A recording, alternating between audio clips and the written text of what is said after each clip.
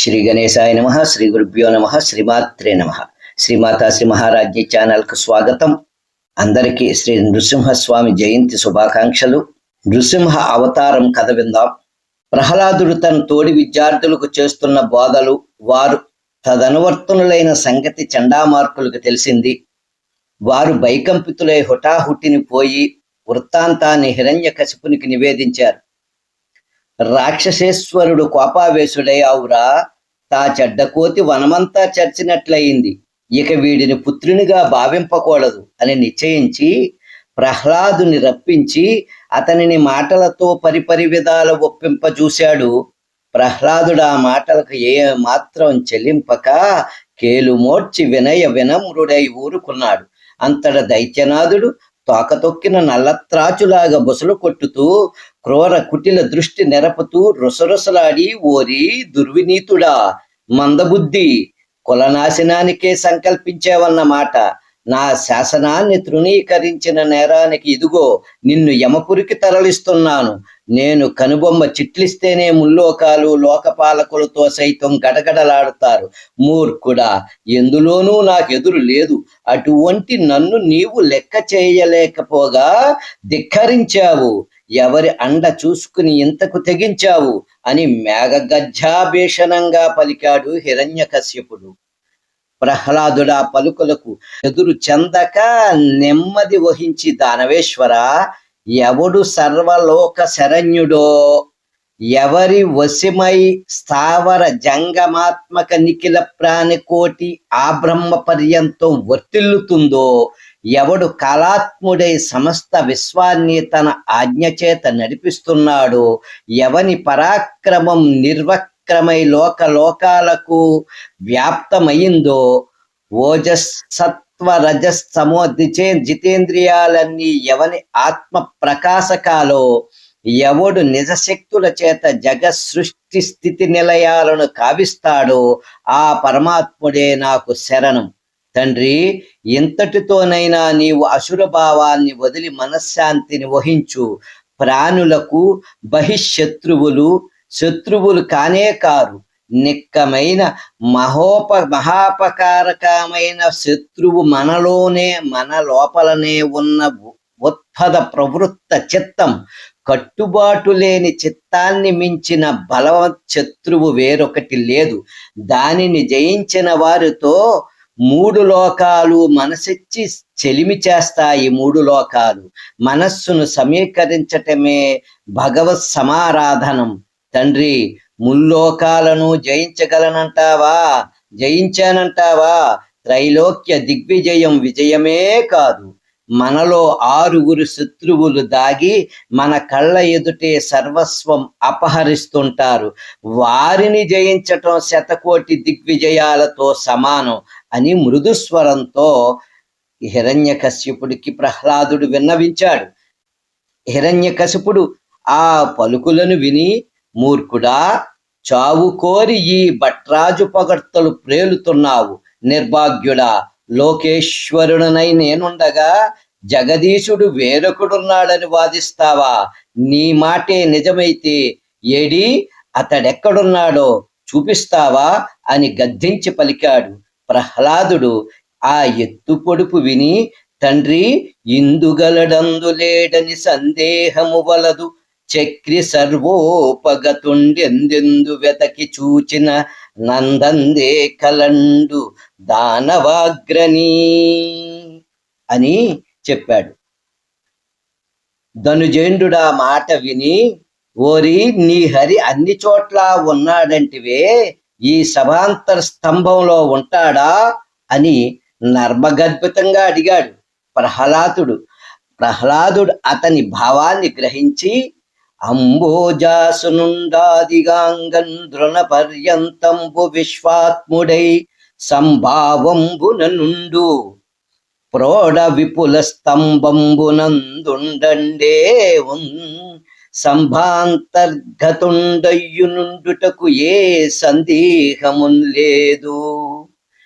నిర్ధంబత్వంబున నేడుగానబడు ప్రత్యక్ష స్వరూపంబునన్ అని చెప్పాడు.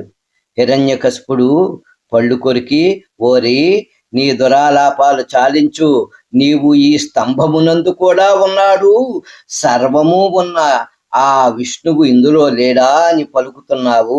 ఇదే నీ తల తెగవేస్తున్నాను.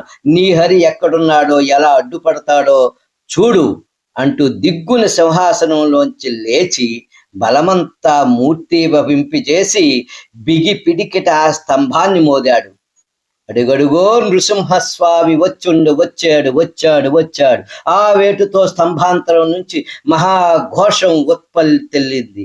ఆ శబ్దాన్ని విని బ్రహ్మాండ కటాహం బ్రద్దలవుతుందని తలచి తండ్రి అక్కడి వారందరూ చెల్లాచెదురయ్యారు. బ్రహ్మాదులు తమ లోకాలకు ప్రళయం రానున్నదని అదిరిపడ్డారు. హిరణ్యకశిపుడు పుత్రవదైక చింతాపరుడై ఉన్నందువల్ల ఆ ఘోర నాదాన్ని వినపడినట్లు స్తంభములా ఉండిపోయాడు.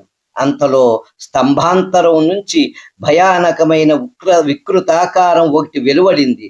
తప్త సువర్ణ కాంతులను వెలుగ్రక్కుతున్న వీక్షణాలతో, కరాళ దంష్ట్రా ప్రభలతో, ఖడ్గధారా వీక్షణ జిహ్వతో, కుటిల భృకుటితో, నిక్కిన చెవిదోయితో, గిరిగుహను పోలిన మహావక్త్రంతో ఒప్పారుతూ, హ్రస్వ పీవర కంఠం, విశాల వక్షో మండలం, సూక్ష్మ మధ్యం, శశి కిరణ ధవళ రోమ కోపం, అర్ధచంద్రాకారంగా వంగి ఉన్న వాడి గోళ్ళు, సహస్ర భుజాలు కలిగి మిన్నొరసి నిలిచిన నరకేసరి రూపాన్ని మహాభయంకరమైన దానిని ఆ దానవేశ్వరుడు హిరణ్యకశిపుడు చూసి, ఏమిటిది? నరుడు కాదు, మృగం కాదు, ఉభయాత్మకమై ఉన్నది. ఈ రూపాన్ని ఎన్నడూ కని విని ఎరుగము.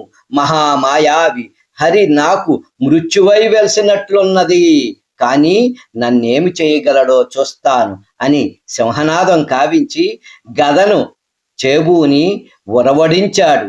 హిరణ్యకశిపుని తేజం నృసింహమూర్తి తేజంలో పడి నిప్పులోకి దూకుని మిడత వంటిదయ్యింది. ఆ నరకేసరి ఆ దైత్య వల్లభుని పురుగును పట్టుకున్నట్లు పట్టుకుని నలిపేశాడు. గరుత్మంతుని పట్టుని విడిపించుకున్న పాములాగా హిరణ్యకశిపుడు జారి ఆ పట్టు తప్పించుకుని కత్తిని డాలును పట్టుకుని వేగోద్దత్తుడై ఆ నరకేసరిపై దూకాడు.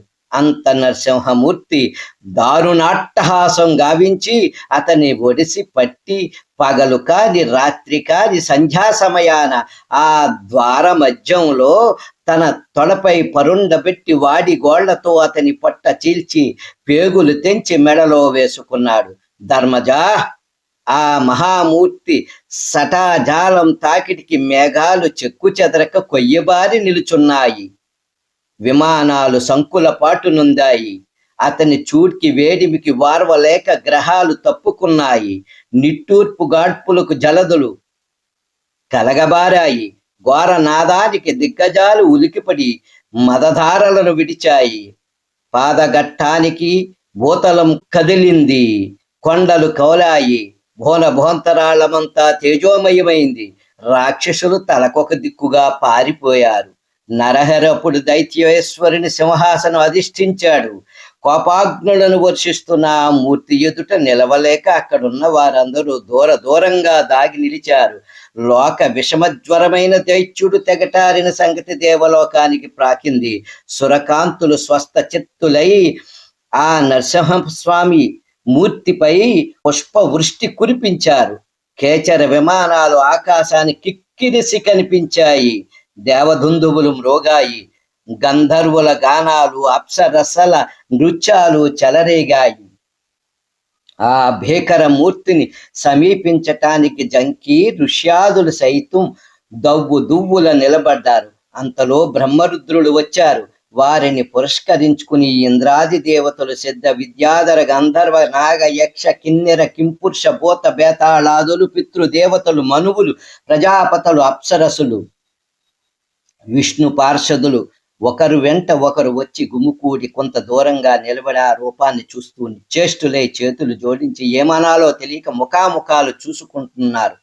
అదే సమయంలో బ్రహ్మ, రుద్ర, ఇంద్ర, ఋషిజనులు వీళ్ళందరూ స్వామిని స్తుతించి పితృదేవతలు కూడా స్తుతి చేశారు. సిద్ధులు, విద్యాధరులు, నాగులు, మనువుల ప్రజాపతులు, గంధర్వాదులు ఇంతమంది స్తుతించారు.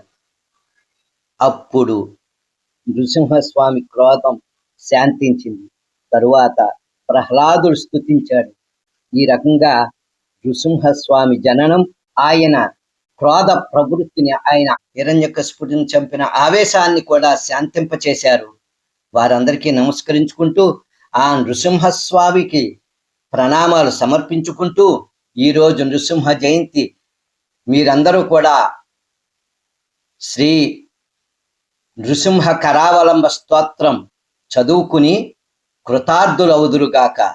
శ్రీ గురుభ్యో నమః. ఓం శ్రీ నృసింహాయ నమః.